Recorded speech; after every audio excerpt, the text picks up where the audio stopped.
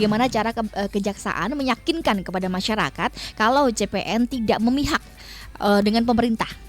Persidangan banyak yang tidak dipublikasikan. Kalau bisa mohon dong dipublikasikan, apalagi terkait seksual untuk nilai jera, karena banyak anak-anak yang sudah susah diatur dan berandal.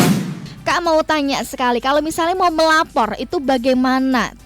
Bagaimana prosedurnya kalau misalnya mau melapor ke kejaksaan atau harus ke kepolisian terlebih dahulu? Oke. Irama Live Talk.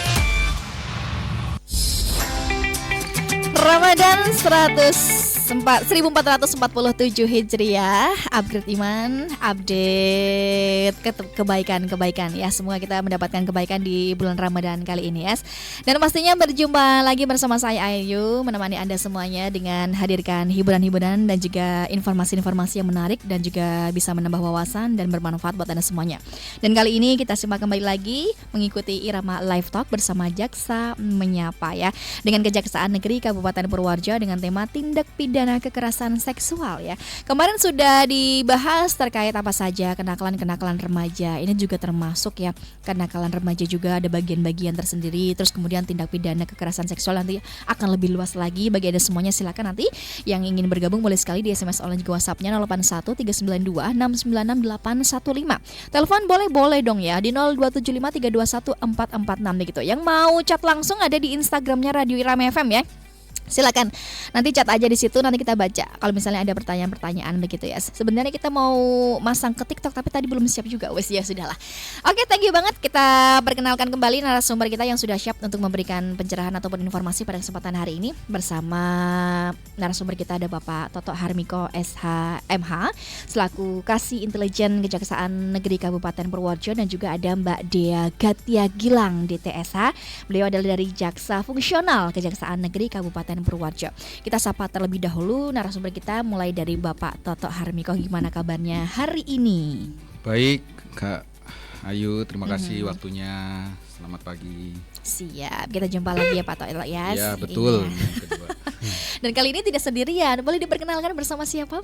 Ya, sebelah saya ada mungkin orang yang bersangkutan sendiri yang memperkenalkan diri ya. Boleh. Khawatir saya salah namanya ini. Oh begitu. Ya, silakan. Oke, baik, silakan kepada Mbak Dea Gatia ya, silakan. Ya, selamat pagi Mbak Ayu. Sampai bertemu kembali di sini. Oke. Sebelumnya tadi mohon maaf, kayaknya namanya itu ada yang salah deh. Bukan DT tapi DP. Oh begitu ya. Ya sudahlah. Ini Harus syukuran kalau ganti nama. syukuran ya. Buburnya kacang hijau aja ya. Boleh. Oke, baiklah, kita akan membahas terkait tindak pidana kekerasan seksual. Nah ini kadang-kadang bikin kita tuh ada rancu, ragu, tabu terkait seksual dan lain sebagainya. Karena kalau misalnya kita mau ngadu kemana, malu sendiri kalau ngadu, nanti dimarahin lah atau gimana dan lain sebagainya. Terus kemudian kita harus gimana sih sebenarnya dalam menyikapi ketika ada tindakan mungkin kekerasan, mungkin juga ada pelecehan dan lain sebagainya. Mungkin dari situ nanti diawali terlebih dahulu pengantar dari Bapak Toto Harmiko untuk membuka pada kesempatan hari ini. Silakan Pak Toto. Ya. Terima kasih Kak Ayu. Selamat pagi para pendengar Radio Irama ya. Kemarin sudah terkait dengan kenakalan remaja ya, program Jaksa Menyapa. Sekarang pada hari ini terkait dengan tindak pidana kekerasan seksual. Memang pada prinsipnya, pada dasarnya kekerasan seksual ini, tindak pidana kekerasan seksual ini ya bisa saja termasuk kenakalan remaja, kan seperti ketika dilakukan oleh para remaja. Kemudian Mbak Ayu, mungkin saya mengucapkan terlebih dahulu ya selamat berpuasa di bulan Ramadan, marhaban ya Ramadan. Mari kita sambut Ramadan dengan hati yang bersih, saling memaafkan serta memperbanyak amal kebajikan. Semoga setiap doa yang kita panjatkan dikabulkan, setiap langkah kita dipenuhi keberkahan. Dan selamat menunaikan ibadah puasa. Siap. Ya. Jadi salah satu ladang amal ya pada hari ini kita Kayu ya mengisi Jaksa Menyapa ya di bulan Ramadan ini, semoga bermanfaat. Tapi saya sekarang bawa teman tadi ya Bayu ya, kemarin saya sendiri, sekarang saya bawa teman. Di sebelah saya ada Jaksa Fungsional Kejaksaan Negeri Purworejo yang penuh pengalaman juga karena menangani perkara-perkara tindak pidana kekerasan seksual, karena biasanya di dalam penanganan tindak pidana kekerasan seksual ini itu jaksa yang ditunjuk atau jaksa peneliti dan jaksa yang memproses perkaranya seharusnya dan sebaiknya itu perempuan Kak Ayu ya. Oke. Karena berkaitan dengan para korban. Para korban kan kebanyakan ya bukan kebanyakan ya, para korban ini perempuan. Gitu kan. Kecuali kalau dibalik perempuan melakukan tindak pidana kekerasan seksual. Boti. Ya itu tadi yang saya bilang.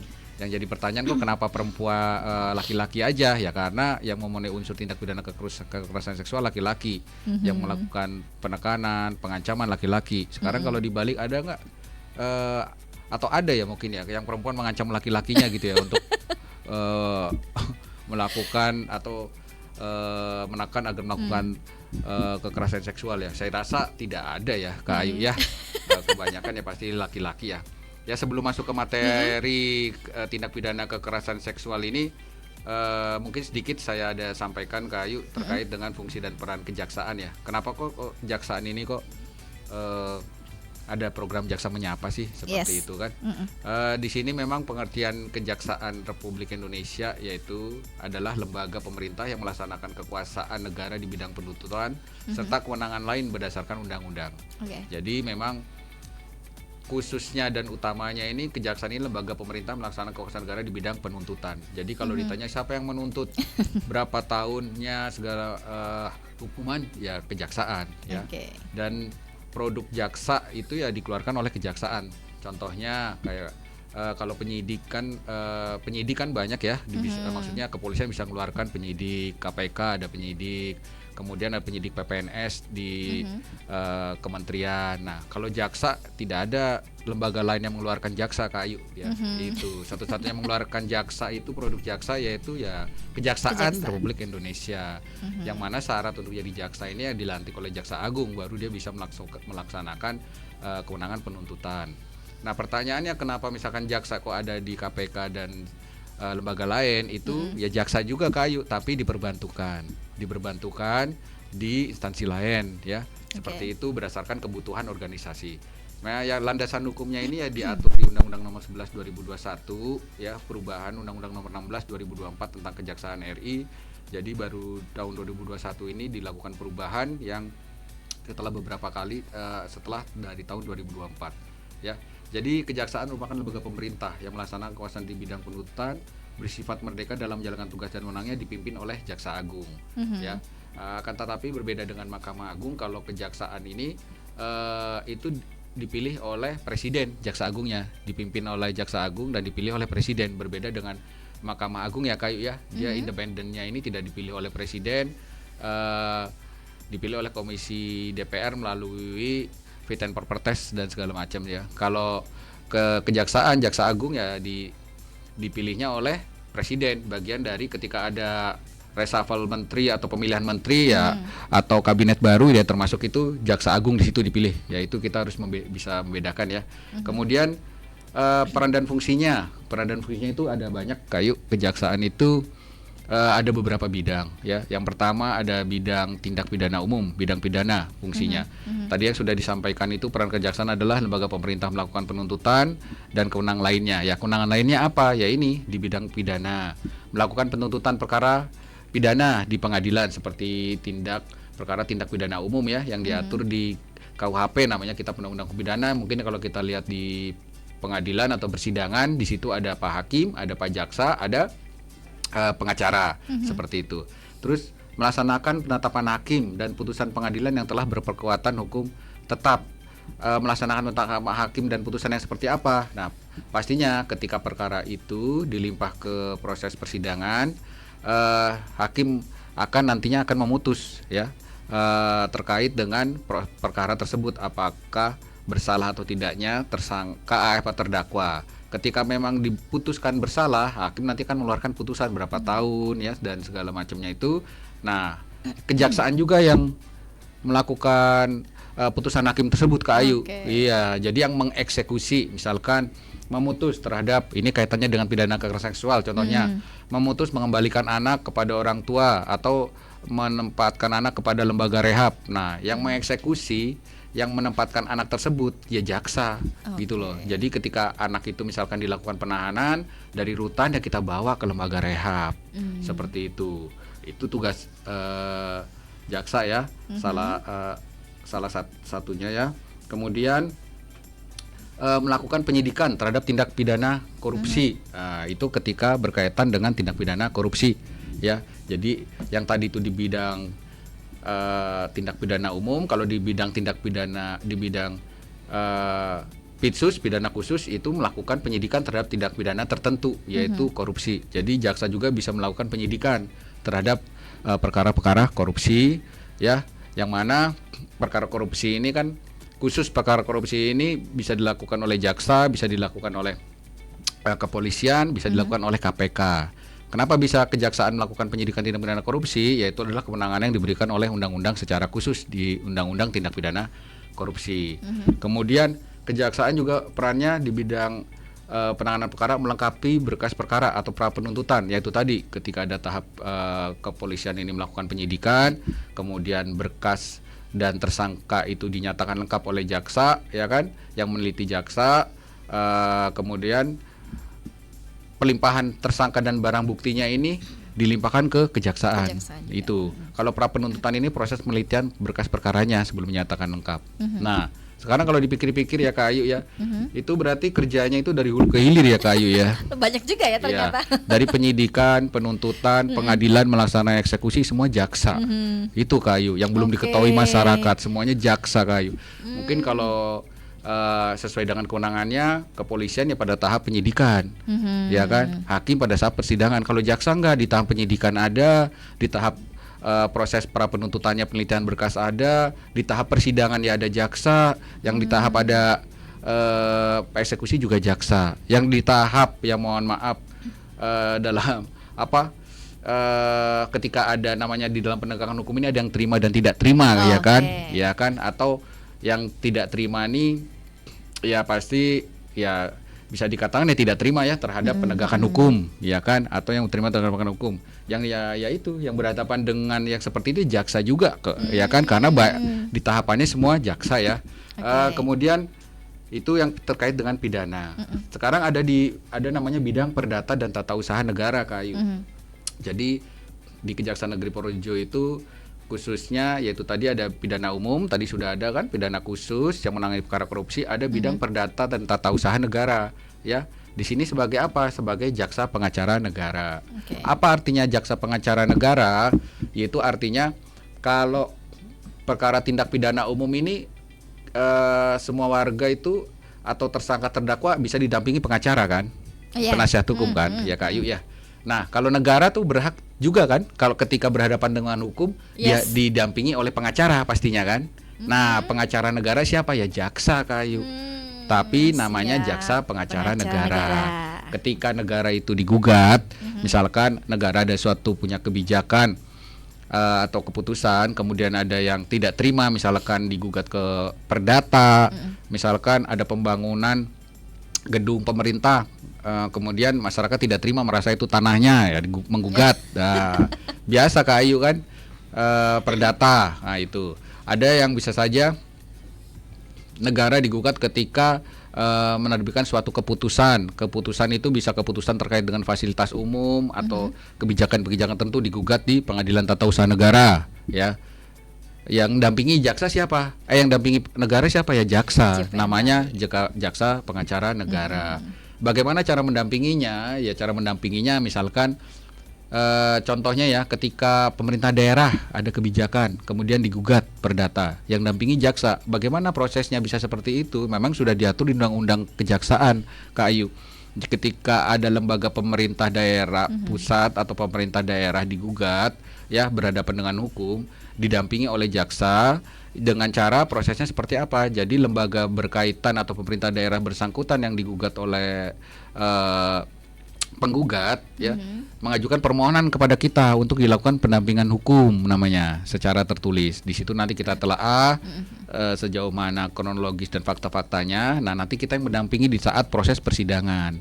Nah, itu yang jadi pertanyaan, kok ada jaksa juga di situ ya yang sidang, kok jaksa itu bela pemerintah daerah ya. Dan bagaimana juga kadang-kadang bagaimana cara kejaksaan untuk memberikan kepercayaan kepada masyarakat. Loh, ini masyarakat mana betul. Mungkin percaya kepada masyarakat gitu. Lah itu kok yang gugat rakyat warga kok dibela sama jaksa ya? Ada apa nih? Dikiranya jaksa lagi yang bertindak ada perbuatan melawan hukumnya, misalkan jangan-jangan dukung kebijakan pemerintah daerah nih, jangan-jangan terima suap nih, atau terima apa? Iya, nah itu makanya fungsinya jaksa menyapa ini ya, agar masyarakat itu lebih memahami sesuai dengan memang kita ini ada aturannya yang kalau kita tidak mendampingi ya melanggar undang-undang juga Kak Ayu. Akhirnya kita dampingi ya berlawanan dengan siapa? Dengan rakyat dengan warga juga pada akhirnya seperti itu. Namanya jaksa pengacara negara kan gitu. Itu di sini ada memberikan bantuan hukum, pertimbangan hukum. Bantuan hukum ini seperti tadi ketika ada lembaga pemerintah digugat, kita memberikan bantuan. Kalau pendampingan hukum, pemerintah daerah juga bisa bermohon agar didampingi oleh kita. Misalkan ada pembangunan gedung desa atau gedung pemerintah daerah, ya kan? Nah, proyeknya itu juga bisa juga ketika dia melakukan permohonan pendampingan hukum ke kita secara resmi, ya sesuai dengan undang-undang, kita juga dampingi dalam proses. Misalkan pengadaan barangnya, pengadaan barang dan jasanya apakah sesuai dengan undang-undang segala macam itu Kak Ayu, banyak fungsinya. Itu yang ke pemerintah daerah atau ke negara ya, jaksa sebagai pengacara negara. Akan tetapi tidak perlu khawatir Kak Ayu. Jadi selain negara yang kita dampingi, di sini juga ada perannya juga, yaitu ada konsultasi hukum. Jadi warga masyarakat ini ada namanya di bidang datun atau di bidang tatung khususnya itu ada namanya Halo JPN. Itu ada proses, ada penyuluhan hukum Kak Ayu. Jadi warga itu bisa silakan datang ke kantor secara gratis untuk melakukan konsultasi hukum. Bisa, ada sarananya juga. Di situ ketika warga ada permasalahan bisa berkonsultasi hukum ke kantor kejaksaan. Di situ juga ada bidangnya yang menangani pelayanan masyarakat terkait jika memang ada yang konsultasi hukum ya Kak Ayu ya. Kemudian kalau ada juga ya tindakan hukum lain ini bisa membubarkan perusahaan yang pailit, ya bisa membubarkan perkawinan juga berdasarkan permohonan. Itu ya. Perkawinan dibubarkan. Oh, perceraian. Iya, perceraian. Ketika memang ada suatu permohonan dan tidak dan itu sesuai dengan syarat-syarat undang-undang perkawinan, ya bisa juga. Oh, tidak ke pengadilan agama ya? Ya, ke pengadilan agama. Ke pengadilan agama prosesnya, cuma kan ini ketika ada terpenuhi syarat-syarat undang-undangnya ya. Mungkin itu yang lebih khusus nanti bisa menjawab ya bidang datunnya kali ya, perdata ya. Kita nanti fokus ke tindak pidana kekerasan seksual aja ya. Jadi kalau kita ada yang bertanya langsung saja ke kantor ya. Karena kalau dalam waktu sejam nih untuk menjawab kurang itu kayaknya kurang Kak Ayu ya. Nanti sebelah saya Mbak Dea ini yang sudah siap menjawab semua pertanyaan. Habis waktunya. Begitu. Terus yaitu tadi di bidang ketertiban ketentraman umum itu bisa penyuluhan hukum. Nah ini ada namanya kita tadi ya kayak saya di bidang intelijen ya. Intelijen itu yaitu fungsinya itu yang melakukan penyuluhan hukum kepada masyarakat. Itu bagian dari humas kejaksaan ya kita ya. Terus ada di situ programnya pengawasan aliran kepercayaan. Di situ kepercayaan masyarakat juga di situ ada kewenangan kita yang di sini ada tim Pakem ya namanya ya, tim pengawasan dan kepercayaan masyarakat itu dari kejaksaan, kepolisian, Kesbangpol itu juga melakukan pengawasan terhadap aliran masyarakat ya. Kemudian sama pengamanan kebijakan penegakan hukum ya, contohnya misalkan kita lagi menangani korupsi ya di bidang intelijen ya, mensupport data AGHT-nya seperti apa ya, segala macam ya, simpelnya seperti itu. Sama yang sekarang jaksa menyapa yaitu ada di bidang kita sebagai humas ya, untuk bukan mempromosikan ya, tapi untuk menyampaikan informasi terkait dengan kejaksaan yang semoga bisa bermanfaat bagi masyarakat. Kadang ada peribahasa tak kenal maka tak sayang kan gitu ya, nggak kenal kejaksaan jadinya taunya itu hanya menuntut udah gitu kok beda ya tuntutannya ya, seperti yang kita bahas kemarin ya. Kok pencuriannya sama ya kan, tapi kok nuntutnya berbeda-beda. Nah itu tadi kemarin sudah kita sampaikan ya Kak Ayu ya, di situ ada alasan yang memberatkan meringankan ya, yang pastinya hukuman kan berbeda ketika itu memang residivis dan bukan residivis seperti itu. Kemudian di sini yaitu tadi kalau peran strategis kejaksaan dalam masyarakat yaitu pemberantasan tindak pidana korupsi, kemudian peningkatan kesadaran hukum masyarakat melalui program penyuluhan hukum ya, salah satunya ini ya. Salah satunya contohnya jaksa masuk sekolah kemarin yang sudah kita laksanakan di 4 sekolah, ada SMAN, ada SMK, dan SD di sana ya di sana itu banyak pertanyaan Kayu, pintar-pintar ya, pertanyaannya juga ada yang mengandung politik segala macam, anak SMA pertanyaannya mengandung politik ya. Kemudian hak dan kewajiban masyarakat berhak mendapatkan informasi hukum. Nah, itu salah satu fungsi kejaksaan juga, bahwa masyarakat ini berhak mendapatkan informasi yang seperti apa ya. Ya ini yang kita sampaikan di informasi, baik itu ada tugas fungsi kejaksaan, kejaksaan bisa menerima penyuluhan hukum atau konsultasi hukum secara gratis. Kemudian mendapatkan informasi terkait dengan tadi kenakalan remaja, tentang produk hukum lah Kayu ya. Ya seperti kita kemarin juga slogannya kenali hukum, jauhi hukuman kan gitu. Seperti itu. Itu ya secara sekilas ya Kak Ayu. Sudah berapa menit ya? Nanti seterusnya mungkin akan dipaparkan oleh Mbak Dea terkait tindak pidana kekerasan seksual. Ya, secara pembuka memang tindak pidana kekerasan seksual ini diatur di Undang-Undang Nomor 11 tahun nomor 12 tahun 2022. Nah, tuh kan yang lebih pintar Mbak Dea karena lebih spesialis menangani perkara tindak pidana kekerasan seksual.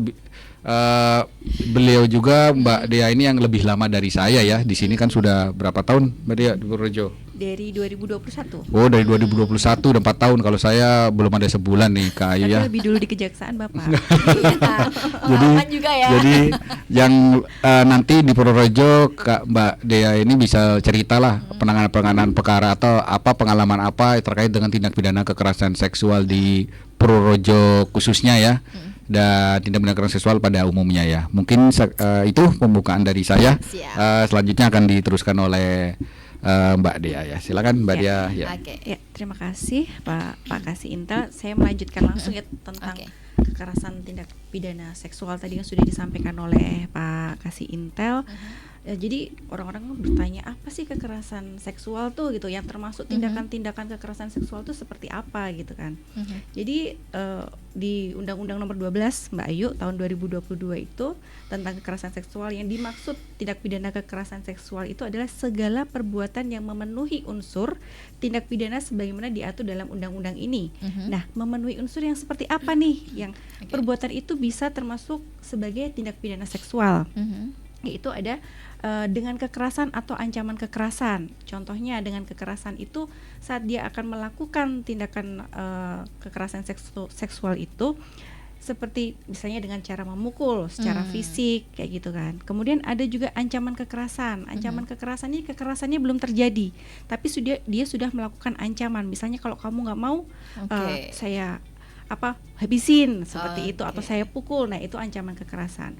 Selanjutnya menyalahgunakan kedudukan, wewenang atau kepercayaan. Di sini biasanya itu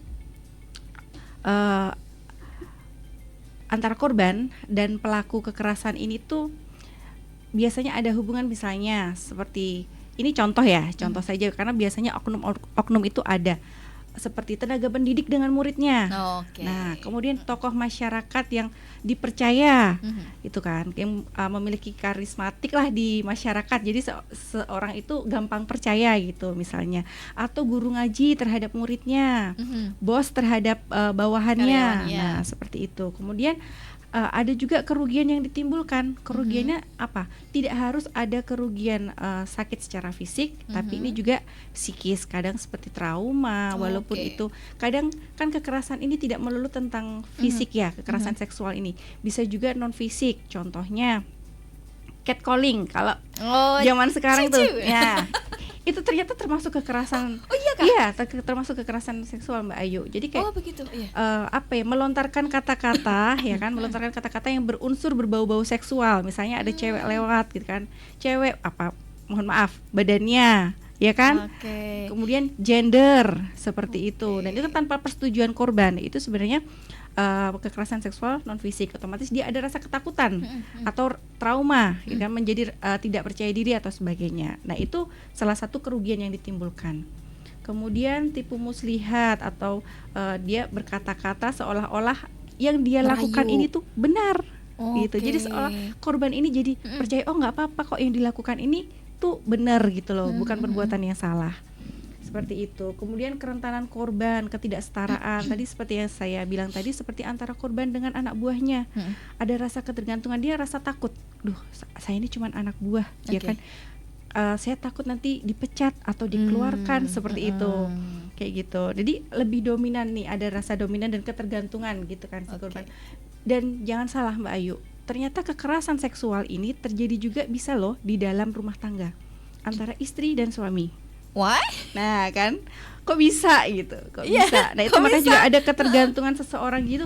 Jadi seorang istri misalnya yang sudah sangat tergantung dengan suaminya Suaminya, gitu kan gitu.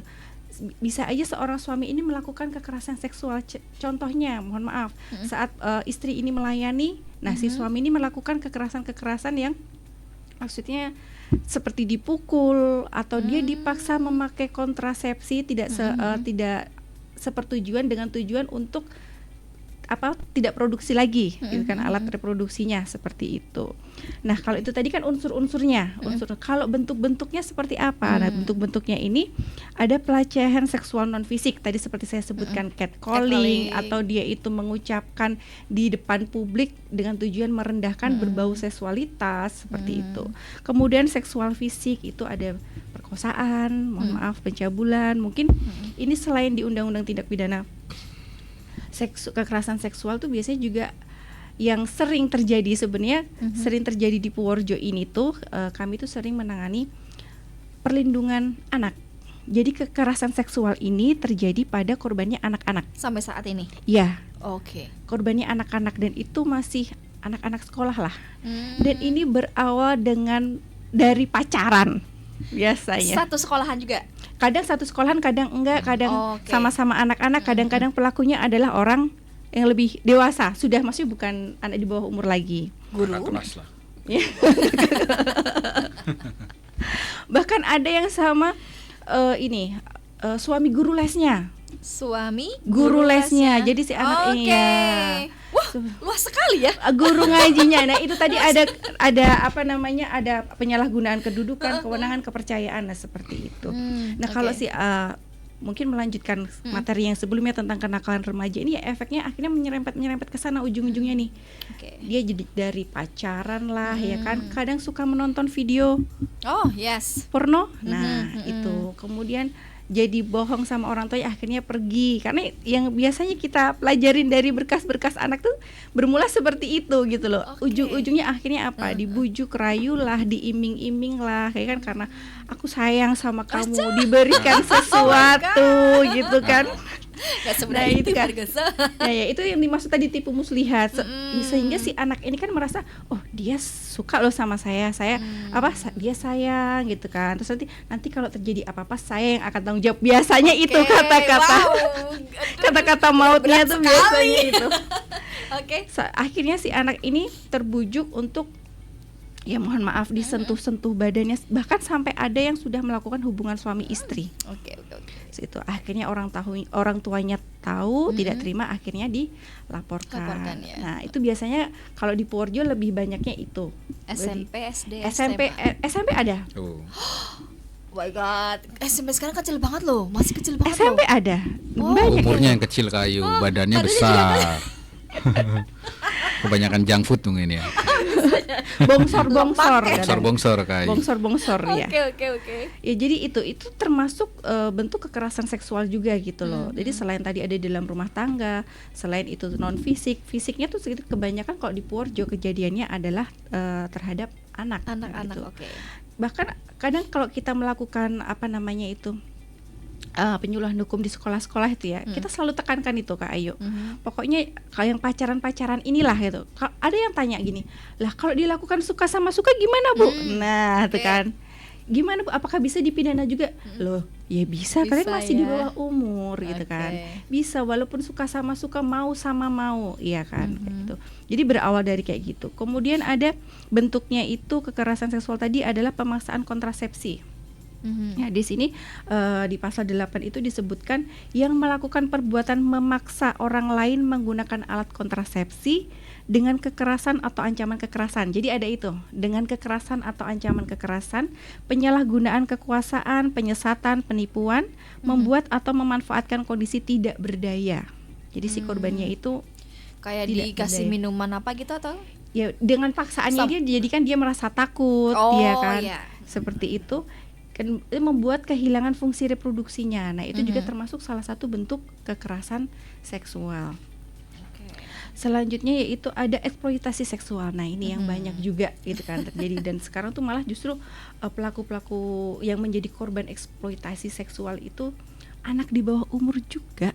Di bawah umur kan berarti 18 ke bawah dong. Ya. Oke. Itu di Purworejo pernah terjadi sekitar tahun 2022-an apa ya. Jadi saat itu jadi banyaklah anak-anak di bawah umur ini gitu kan. Itu ditawar-tawarilah pekerjaan begitu kan. Tapi ternyata itu di salah satu aplikasi. Nah, yang bisa dipesan-pesan gitu.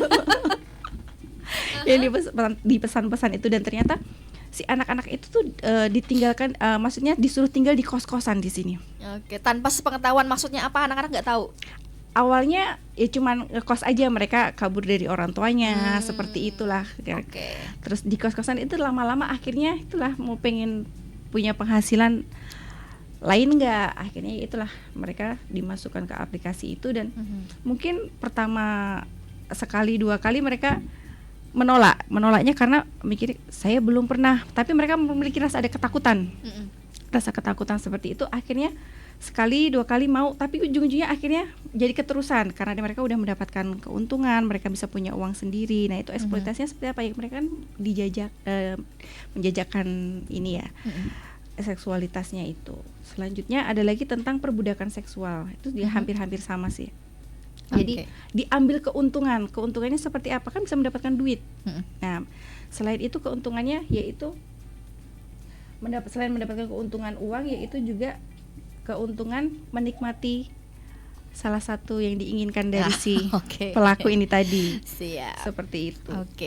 Kemudian ada lagi kekerasan seksual yang berbasis elektronik.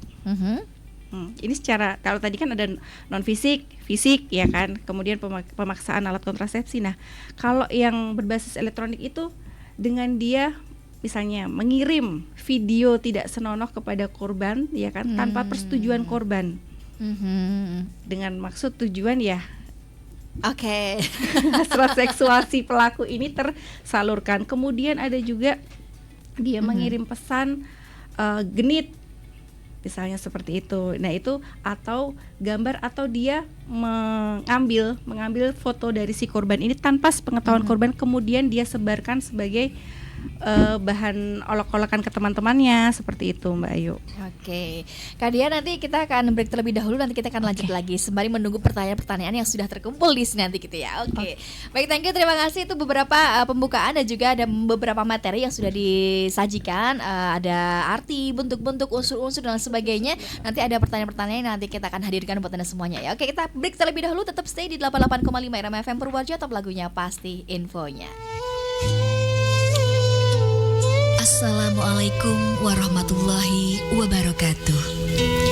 Ramadan bukan sekedar bulan yang datang setiap tahun, tetapi kesempatan yang Allah beri untuk memperbaiki diri. Tidak semua orang diberi umur panjang untuk bertemu Ramadan lagi. Maka ketika Ramadan datang, sambutlah dengan hati yang lapang, niat yang lurus, dan tekad untuk berubah. Irama Live Talk. Masih di Irama Live Talk, Jaksa Menyapa bersama Kejaksaan Negeri Kabupaten Purworejo ya, dengan tema tindak pidana kekerasan seksual. Tadi beberapa sudah disampaikan ya oleh Mbak Dia Gatia, dan masih bersama Bapak Toto Harmiko SHMH juga ya. Tadi bentuk-bentuk, arti, unsur-unsur dan lain sebagainya sudah disampaikan, dampak-dampak, hak-hak lain dan lain sebagainya nanti kita juga akan sampaikan. Tapi kita akan sisipi terlebih dahulu ya pertanyaan yang sudah gabung, gak apa-apa ya Kak ya.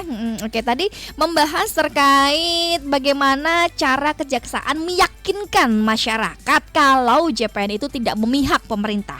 Kemudian ini saya akan rapel saja ya pertanyaannya ya, nanti bisa dicatat atau itu boleh. Tadi yang 756 tanpa nama juga, ini beberapa tanpa nama ya.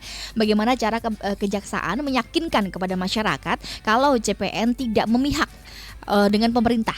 Kemudian dari 110, persidangan banyak yang tidak dipublikasikan. Kalau bisa mohon dong dipublikasikan, apalagi terkait seksual untuk nilai jera, karena banyak anak-anak yang sudah susah diatur dan berandal begitu. Jadi untuk efek jera saja. Terus kemudian tanpa nama juga di sini ada 761. Kak mau tanya sekali, kalau misalnya mau melapor itu bagaimana? Bagaimana prosedurnya kalau misalnya mau melapor ke kejaksaan atau harus ke kepolisian terlebih dahulu? Oke, silakan. Ada beberapa itu ada 3 ya? 3. Silakan untuk dijawab. Boleh Pak Toto, boleh. Yang pertama, bagaimana cara kejaksaan meyakinkan kepada masyarakat kalau JPN tidak memihak pemerintah? Oke. Oh, bagaimana kejaksaan meyakinkan masyarakat bahwa kejaksaan itu tidak berpihak ya. Seperti tadi kalau menyangkut yang terkait ini perdata permasalahan ya, masyarakat kepada iya. Jadi ya terima kasih, pertanyaannya menarik dan sangat kritis ya. Bagaimana kejaksaan meyakinkan bahwa kejaksaan tidak berpihak. Jadi ketika itu ada kebijakan pemerintah ya, baik itu pemerintah pusat atau daerah dan digugat oleh warga ya, pastinya ini namanya menggugat dan di proses persidangan ini kan adanya namanya kita negara hukum. Ketika kita melakukan gugatan atau mengakui kepemilikan, pasti harus juga didukung buktinya dong Kayu ya. Namanya itulah yang dilindungi undang-undang. Tidak serta-merta ke tanah orang terus contohnya ya tanah negara langsung diakui sama orang tersebut misalkan. Tidak serta-merta kan seperti itu kan. Tidak serta-merta seperti itu. Ketika memang dia mengakui itu, contohnya ya, kita pakai kasus saja, ada tanah negara yang diakui ya. Tidak serta-merta setiap orang mengakui itu tanah saya kan enggak. Ini negara hukum, harus ada buktinya. Ya, negara ada buktinya apa, masyarakat ada buktinya apa.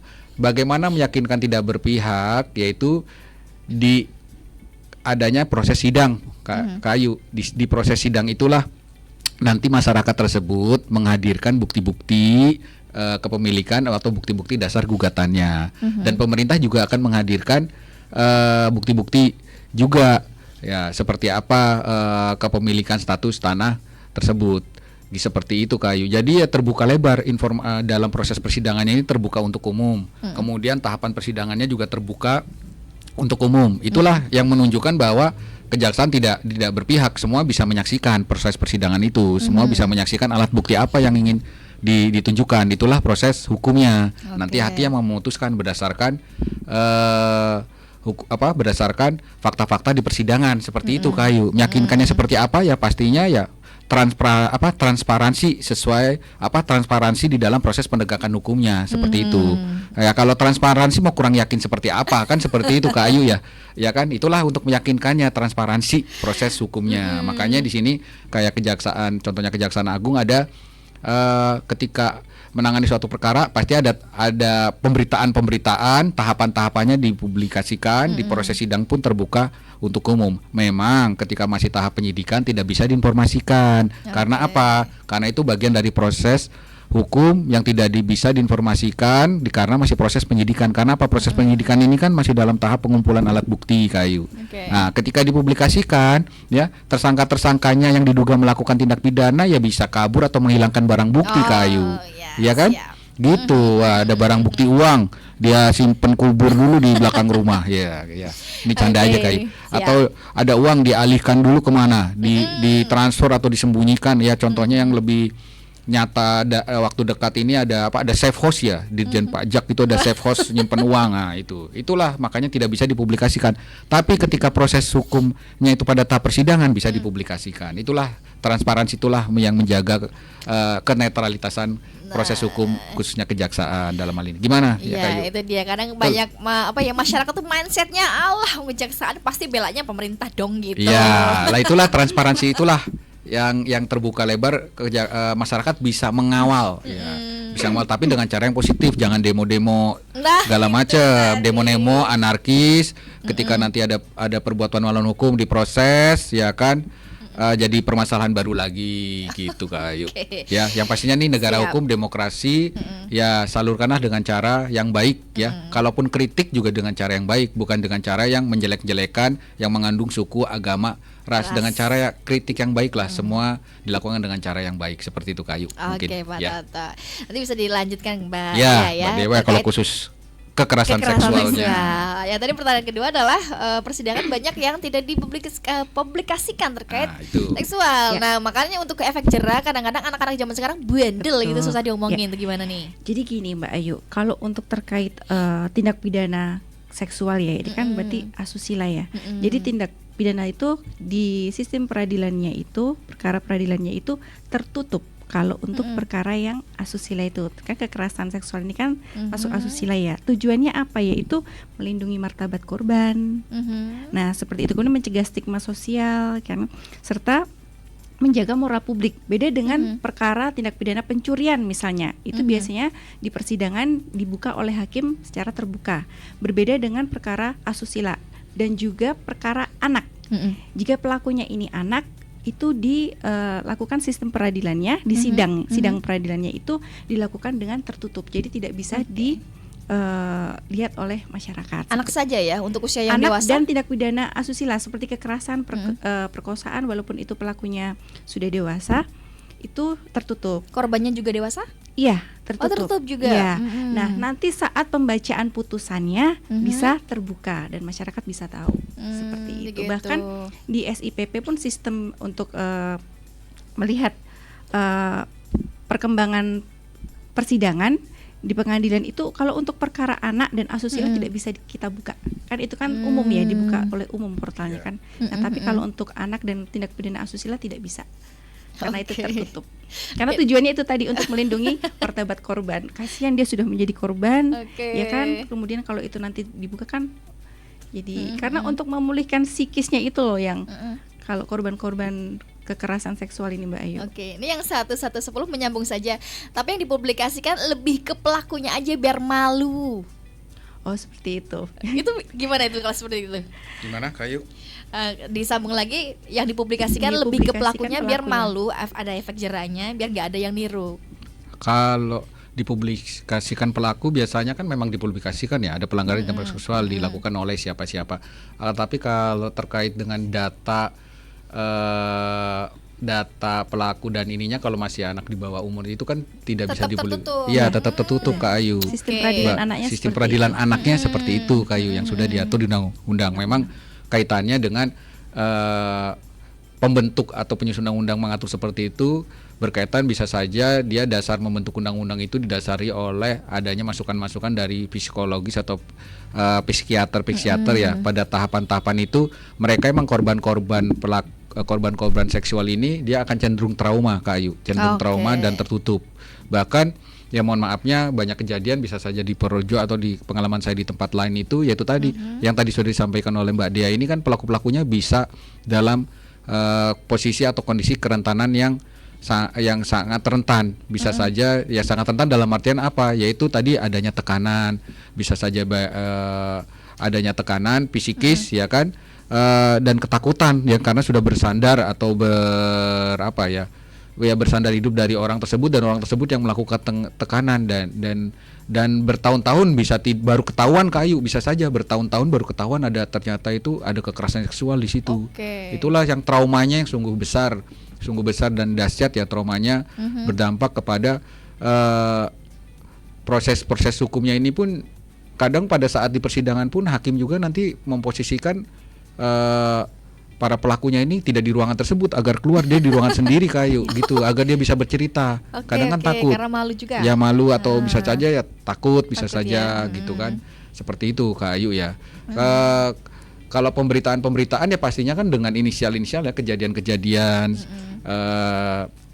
ketika ada tindak pidana kekerasan seksual pasti baik kepolisian atau kejaksaan pastinya kan akan dipublik ada berita-berita lah tahapan persidangannya, putusannya segala macam itu Kak Ayu. Oke. Iya. Disusul kembali lagi satu-satu. Ini kayaknya menarik sekali nih. Apa? 110.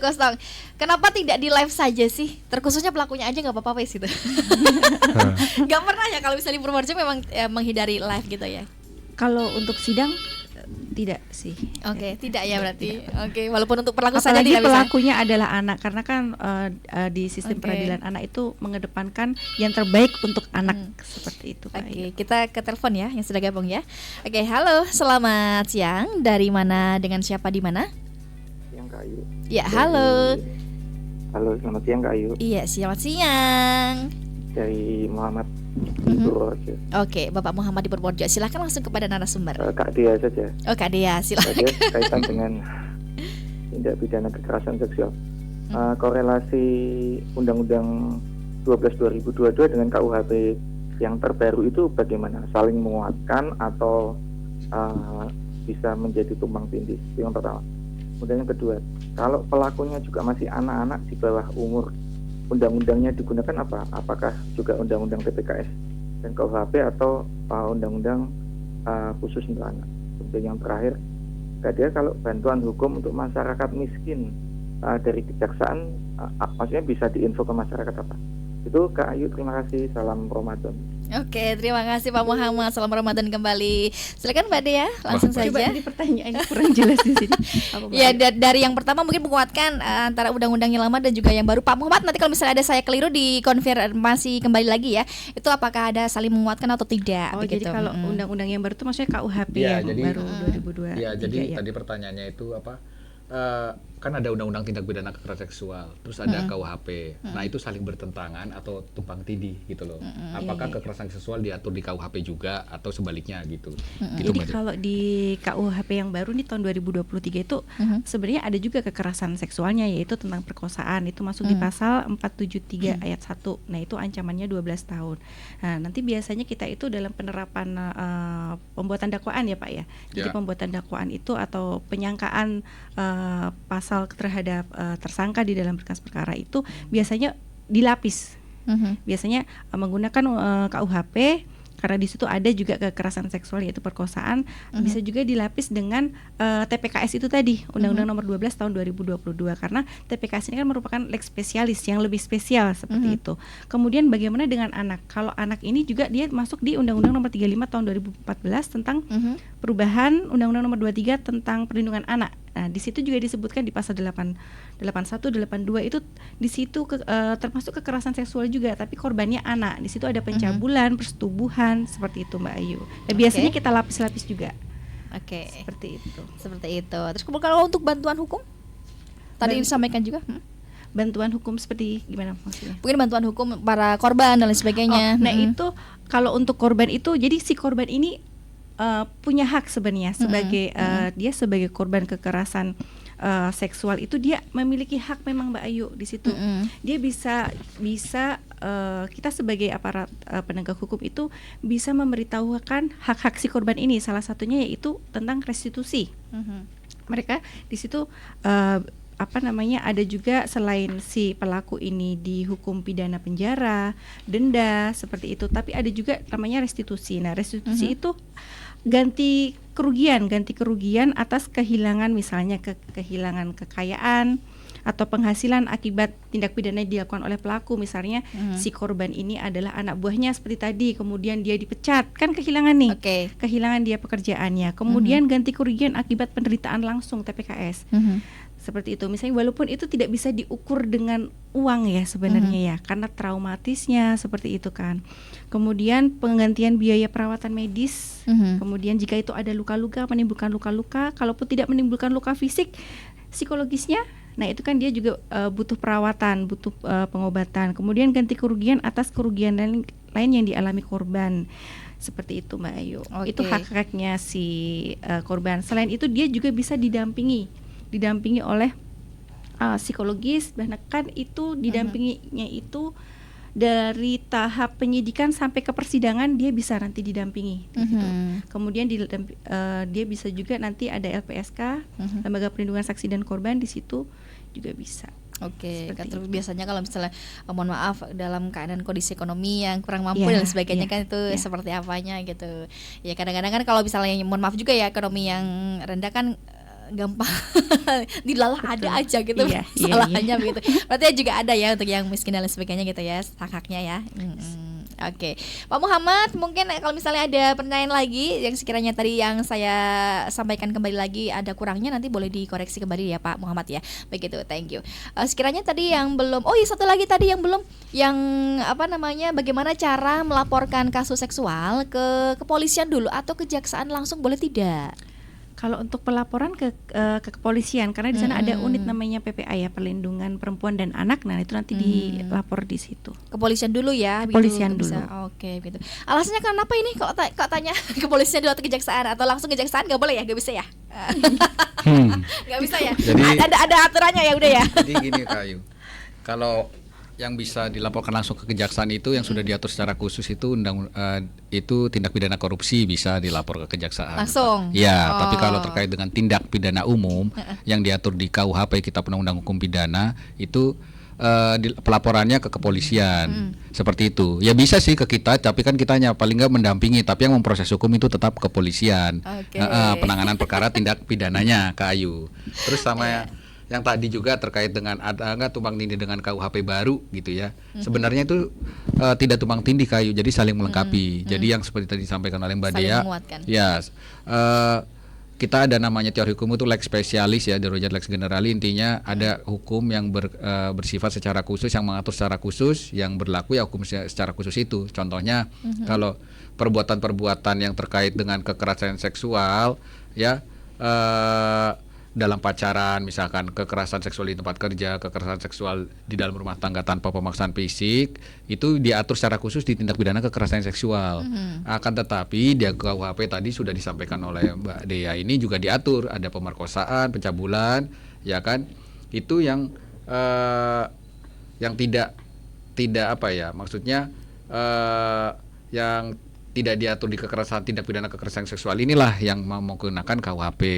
Kenapa tadi ada perkataannya dilapis? Itu kalau dakwaan kita kan menyusun kayak surat dakwaan.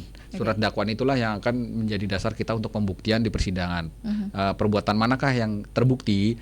Nah, dilapis itu dalam artian pasalnya itu dua yang disangkakan, menggunakan undang-undang tindak pidana kekerasan seksual dan tindak pidana dan KUHP. Nah, nanti memutuskannya itu atau menuntutnya sesuai dengan fakta-fakta persidangan, alat buktinya mengarah kepada yang paling kuat seperti itu. Karena kan hak-hak terdakwa juga kan sebelum itu diputuskan dia praduga tak bersalah ya Kak Ayu ya. Dia pasti itu membela diri dan menyangkal Kak Ayu gitu. Namanya kita membuktikan sesuatu yang bersalah dan itu menyangkal kan sulit kalau nggak ada alat bukti. Kalau nggak ada alat bukti nanti dikiranya kita nuduh-nuduh salah. Nah itu Kak Ayu dilaporkan lagi pencemaran nama baik, kriminalisasi lagi. Dikiranya mengkriminalisasi nih gitu. Tapi ketika ditemukan alat bukti dan dia bersalah, baru nanti kan ya sudah proses hukum berjalan seperti itu. Itu ya Kak Ayu ya, tambahannya Kak Ayu. Baik, terima kasih, sangat jelas sekali Pak Muhammad. Terima kasih atas pertanyaan yang sudah disampaikan kepada narasumber begitu. Oke, lanjut lagi ke materi yang mungkin yang belum disampaikan. Udah semuanya. Yang tadi itu ada yang terakhir apa pertanyaannya terkait apa itu? Pengawasan apa, bantuan apa itu tadi? Bantuan kalau misalnya ada korban yang mungkin yang miskin tadi. Oh, itu ya. Yang kurang mampu itu tadi sudah korban. Hak-haknya sudah semuanya ya. Oke, berarti pidana dan lain sebagainya, pemutusan dan lain sebagainya sudah disampaikan. Udah ya. Itulah Kak Ayu, memang tindak pidana kekerasan seksual ini memang tidak dipungkiri di mana saja, di situasi apa saja bisa sangat-sangat terjadi ya. Jadi tidak menutup semua di lingkungan sekitar kita, bahkan yang terdekat. Bahkan kita kadang tidak nyangka tadi yang sudah disampaikan oleh Mbak Dea, ini banyak kasus-kasus ya, mohon maaf, ini oknum ya. Oknum bisa jadi dari orang tuanya kandung sendiri, orang tua tiri sendiri. Ini pelaku yang pernah kalau saya tiri iya, kalau kandung ada juga Kak Ayu. Bahkan yang sampai hamil anaknya juga ada. Iya, jadi ya mohon maaf, udah kayak drama Indosiar ya Kak Ayu ya. Jadi ini yang saya sampaikan ya, fakta-faktanya ini yang bukan banyak yang pernah kita tangani itu pelaku-pelakunya itu ya. Ya ini saya menyampaikan seperti ini tuh hanya sebagai wawasan dan kewaspadaan bagi kita semua ya. Seperti itu bisa saja dari orang tua sendiri Kak Ayu, bisa jadi orang tua tiri, bisa jadi tadi dari tenaga pengajar atau pendidik Kak Ayu ya, bisa jadi dari pacaran, bisa jadi terjadi dari rekan kerja, ya.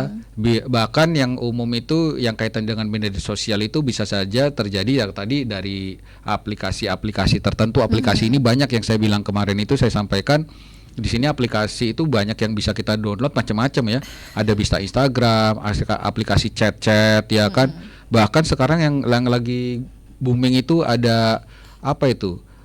Ome TV ya, mungkin kalau kita kenal lah Ome TV. Aplikasi-aplikasi seperti itu yang sosial-sosial seperti itu Kak Ayu sangat membuka peluang orang-orang yang rentan ya, yang rentan baik secara umur, yang rentan baik secara psikologis. Ya kan, yang rentan baik secara kondisi situasi ekonomi, ya kan, semua kan pengaruh juga ya backgroundnya ya. Ome TV luas banget loh.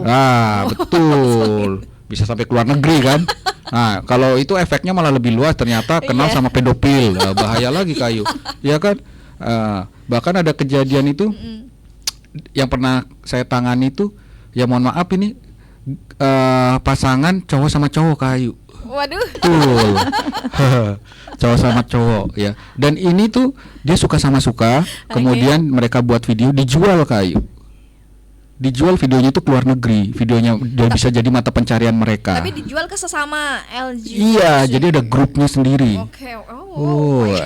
Ada grupnya sendiri dan dia dijual, dibisniskan, dan itu yang beli orang-orang luar negeri gitu. Yaitu dari mana aksesnya? Ya dari media sosial itu yang sangat-sangat berbahaya sekali. Dan di situ kan kemudian ditindaklanjuti kepolisian. Bagaimana polisi menindaklanjuti itu? Biar ada namanya cyber itu ya, cyber patroli ya, patroli cyber. Jadi polisi itu kan bisa melakukan patroli cyber, melacak dalam artian hal-hal yang terkait dengan transaksi-transaksi yang mencurigakan. Nah, di situ dilacak, di situ ada transaksi-transaksi, ada dibeli ke luar negeri juga, dolar pakainya coba.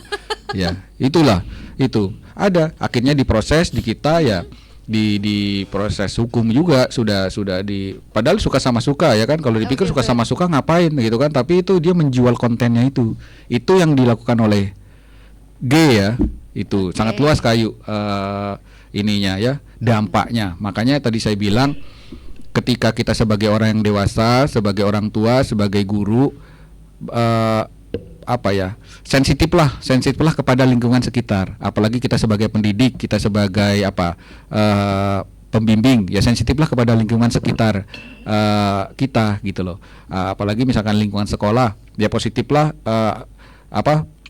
sensitiflah, misalkan ada hal-hal kejadian-kejadian yang kecil jangan disepelekan gitu loh. Jangan disepelekan dalam artian ada yang berdiam, tidak ada temannya, jangan disepelekan. Misalkan ya kita sapa, ada apa, karena nanti tuh bisa larinya ke hal-hal yang negatif, dalam artian dia tidak dirangkul, tidak dirangkul. Makanya kalau dulu ada slogan ya, atau slogan atau apa yang terkenal di RCTI ya, apa tuh? Kejahatan terjadi jika ada kesempatan. Nah, itu ya kan. Kesempatan ya banyak, bisa kesempatan situasi kondisi, kesempatan mungkin dia ekonominya yang kurang mendukung ya kan. Dia butuh mata pencaharian ya kan. Akhirnya dia ya mohon maaf menjual dirinya lewat aplikasi segala macam. Itu juga banyak diproses seperti itu Kak Ayu ya. Luas sekali ya. Kak Ayu ya, mungkin itu ya Kak Ayu ya yang bisa saya tambahkan ya. Kesimpulannya ya itu tadi, kita sebagai pendidik, orang-orang yang sebagai orang dewasa ya sensitiflah dengan lingkungan sekitar. Yang paling kecil Kak Ayu ya terhadap, kalau orang tua terhadap anaknya, kakak terhadap adiknya, itulah yang paling kecil itu ya. Orang tua harus concern terhadap anak-anaknya ya, apalagi aplikasi-aplikasi ini banyak ya. Kalau kita lihat ada mabar, main game bersama ya, main bersama, Roblox itu malah saya pernah lihat di sosial itu, aplikasi sosial, bahkan itu bisa melakukan hubungan seksual gitu. Ya kan, tapi bentuknya aplikasi ya, bentuknya kotak-kotak itu namanya? Minecraft. Coba bayangin, ada cewek ada cowok. Bayangin Kayu, dimainin sama anak umur yang 4 tahun, 3 tahun nggak ngerti kan?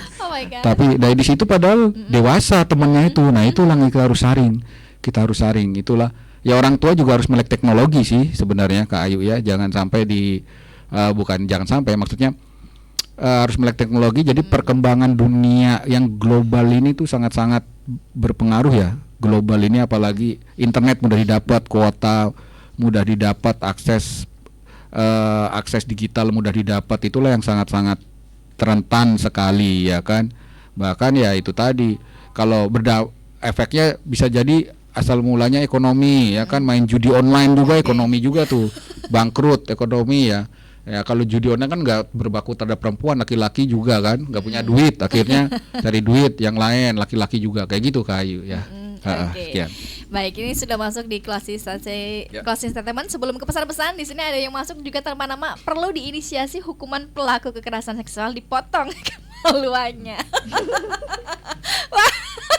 Mau ditanggapi sekaligus nanti memberikan pesan kesan ya dari Mbak Dia dulu, nanti penutup kepada Pak Toto. Sebenarnya bukan dipotong sih, kalau kebiri itu kan bukan dipotong ya, tapi dimandulkan kali ya. Iya, disuntikan obat. Opsek. Iya. Usia berapa yang bisa seperti itu kan? Dewasa Ya, kalau anak-anak nggak ya. Oke, ada Pak, ada Pak dikebirin namanya Pak, tapi nggak dipotong Pak. Kayu.